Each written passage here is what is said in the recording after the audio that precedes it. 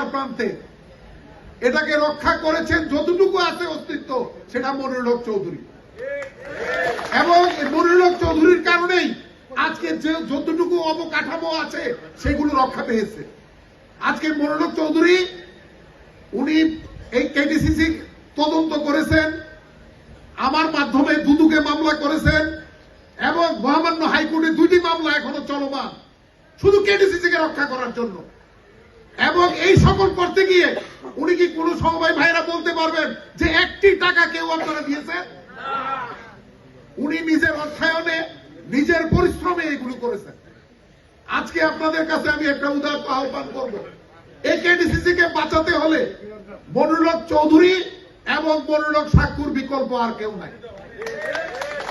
আমরা যদি মনে করি যে আমাদের এই কেডিসিসি কে রক্ষা করি, এই 2 জন অভিভাবক আমাদের প্রয়োজন। আপনাদের কাছে আমি উদারত আহ্বান করব যে আগামী 12ই ফেব্রুয়ারি আসন্ন জাতীয় সংসদ নির্বাচন, সেই নির্বাচনে মনিরুল হক চৌধুরী আমরা দিব। আমরা কি ওনাকে দেওয়ার কিছু নাই? আমরা প্রতিটা সমিতির নিচে 100 জন, উপরে 500 জন পর্যন্ত সদস্য আছে। হাজার হাজার প্রতিনিধিত্ব আমরা করি। আমরা যদি আমাদের পরিবারের প্রত্যেকটা সদস্যকে, আমাদের সমিতির প্রত্যেকটা সদস্যকে অনুরোধ করি যে আমাদের যেমন দুর্দিনে আমাদের পাশে দাঁড়িয়েছেন মনিরুল হক চৌধুরী, আসেন আজকে ওনার দুর্দিনেও আমরা ওনার পাশে দাঁড়াই, এবং উনি বিজয়ী হলে এই কেডিসিসি রক্ষা পাবে। এবং মনিরুল হক চৌধুরী যদি বিজয়ী হন, ওনার পাশে থাকবেন মনিরুল হক সাক্কু। আপনাদের কাছে আমি উদারত আহ্বান করব যে আগামী 12 তারিখ আপনারা দয়া করে মনিরুল হক চৌধুরীকে ধানের শীষ প্রতীকে ভোট দেবেন। আর আজকের প্রধান অতিথিদের উদ্দেশ্যে আমরা বলবো যে আপনি কেডিসি সম্পর্কে সবকিছু জানেন, আপনার জন্যই কেডিসিসি রক্ষা পেয়েছে। হয় কেডিসিসি কে আপনি রক্ষা করবেন, অথবা লিকুইডেশনের মাধ্যমে সমবায় সদস্যদের মাধ্যমে তাদের অর্থগুলো যাতে পায় তার ব্যবস্থা করবেন। এই প্রত্যাশা রেখে আমি আমার বক্তব্য শেষ করছি। আল্লাহ হাফেজ। মনির ভাইয়ের আগমন, শুভেচ্ছা, স্বাগতম। ধানের শীষ মার্কায় নির্বাচিত করব ইনশাআল্লাহ। এদিন আজকের অনুষ্ঠানের প্রধান অতিথি জননেতা মনিরুল হক চৌধুরী সাহেব ইতিমধ্যে আমাদের কুমিল্লা 6 নির্বাচনী এলাকার আশা আকাঙ্ক্ষার প্রতীক, আমাদের এই কুমিল্লার গর্ব। আগামী 12 তারিখ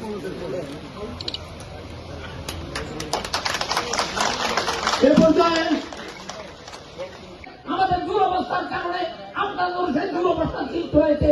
এই সংবাদ যদি আগামী দিনে পুনরুদ্ধার হয়, প্রতিষ্ঠা করেছিলেন আক্তার হামিদ খান, যারা সারা পৃথিবীতে যে আমাদের কেডিসিসি সহ সমবায় সমিতি এবং শরীফপুর কৃষক সমবায় সমিতি হারুনুর রশিদ এবং ইঞ্জিনিয়ার রশিদ চৌধুরী, এবং বাইরের প্রধান অতিথি জনাব মনিরুল হক চৌধুরী সাহেবকে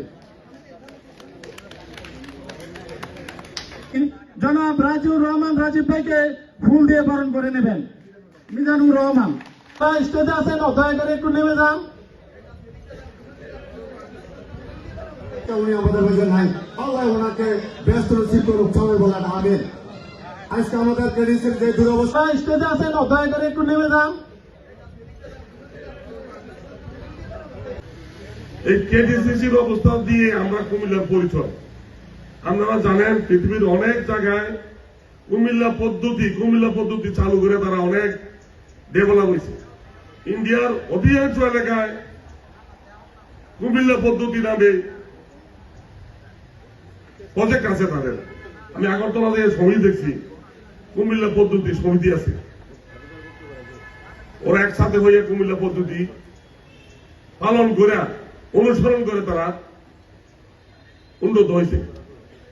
আর আমরা পিছিয়ে গেছি। এখনো জানেন ডক্টরেট ডিগ্রি লেগে পৃথিবীর সারা দেশে কৃষির উপর আসলে বাইরের থেকে ক্লাস করে, বাইরের থেকে ডক্টরেট ডিগ্রি নেয়। সারা পৃথিবী উন্নত দেশের লোকেরা এগ্রিকালচার উপরে ডক্টরেট ডিগ্রির জন্য বাইরে আসে। বাইরে আমাদের অংশ বাদ একজনের প্রতিষ্ঠিত। যতটুকু আছে অস্তিত্ব সেটা মনিরুল হক চৌধুরী, এবং মনিরুল হক চৌধুরীর কারণেই আজকে যে যতটুকু অবকাঠামো আছে সেগুলো রক্ষা পেয়েছে। আজকে মনোরম চৌধুরী উনি এই কেডিসিসি তদন্ত করেছেন, আমার মাধ্যমে দুদুকে মামলা করেছেন এবং মহামান্য হাইকোর্টে 2টি মামলা এখনো চলমান শুধু কেডিসিসি কে রক্ষা করার জন্য। এবং এই সকল করতে গিয়ে উনি কি কোনো সমবায় ভাইরা বলতে পারবেন যে 1টি টাকা কেউ আপনারা দিয়েছেন? আচ্ছা, আমি মনে করি সবার একটাই কাজ হবে, আমরা প্রতিদিন আমরা একটা ভোট বাড়াবেন। বিএনপি ধানের সরব ভোট একটা প্রতিদিন বাড়াবেন। যদি বাড়াতে না পারেন ভোটটা নষ্ট করেন না, কেউ খারাপ করেন না, কোনো কুটগত বলবেন না, কেউ জিত করবেন না। এবার একটা নির্বাচন ছিল, আগে যারা ভোট ছাড়া হয়েছে তাদেরকে তাড়ানোর জন্য প্রেসিডেন্ট বিদায়ের পরে খুব কষ্ট করে একটা অ্যাডক কমিটি গঠিত হয়েছিল।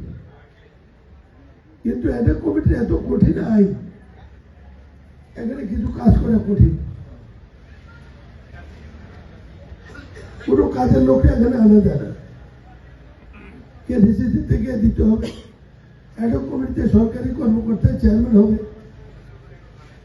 যেই লাও সেই করি।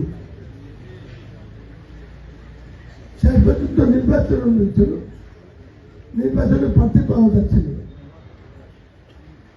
আমরা একজন প্রার্থী ঠিক করলাম, কেউ না পাইয়া, পরে শুনলাম যে রাজীব প্রার্থী হবে, আমাদের কিছু করার ছিল।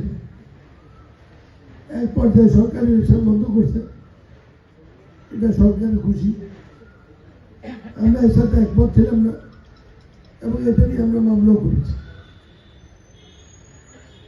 এখন নির্বাচন আশায় আছে, নির্বাচনের পরে একটা ফসলা হবে। আমি পরিষ্কার 3টা কথা আপনাদেরকে বলতে চাই, এইভাবে কেডিসিসি চললে না চলে ভালো। এক নম্বরে সিদ্ধান্ত আপনাদের দিতে হবে।